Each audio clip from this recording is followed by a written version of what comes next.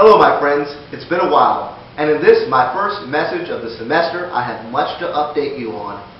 2 weeks ago, Anna and I were honored to represent you before the Board of Trustees, as always.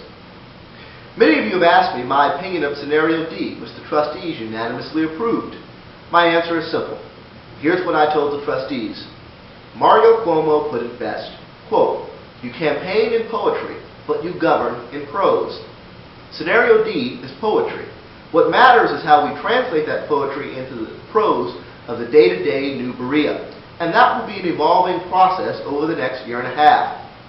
During these negotiations, I want to inform you what SGA has and will continue to advocate be a part of this new Berea.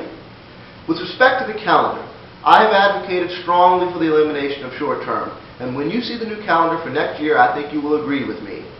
Starting next year, our winter break will be 1.5 weeks longer, and the last day of classes, friends, will be April 28th.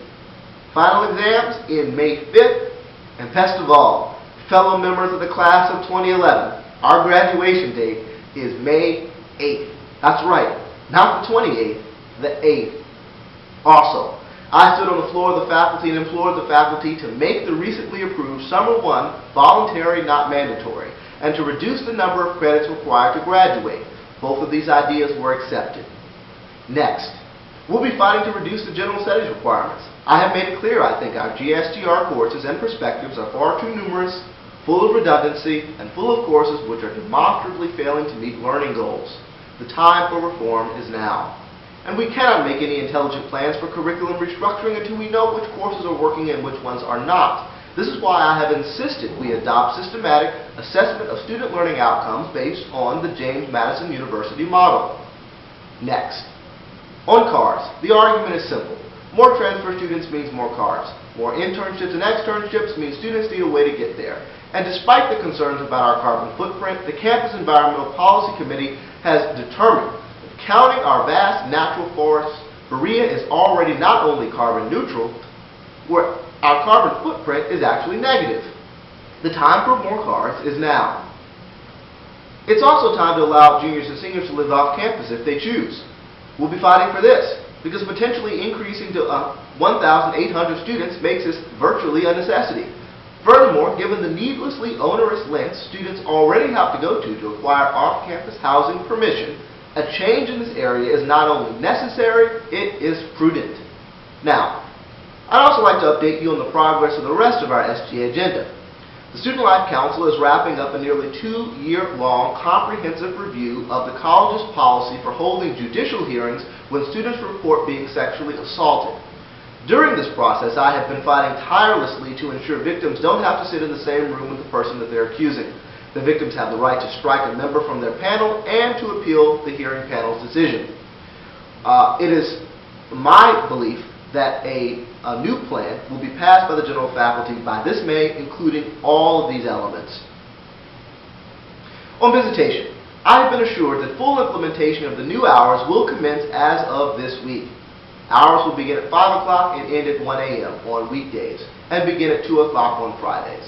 More broadly, we in SGA have proposed to the administration a comprehensive visitation reform, including the 24-hour public option, which I have advocated all year. Our plan provides for 24-hour visitation in all upper-class halls who vote for it, while preserving one upper-class female hall without it.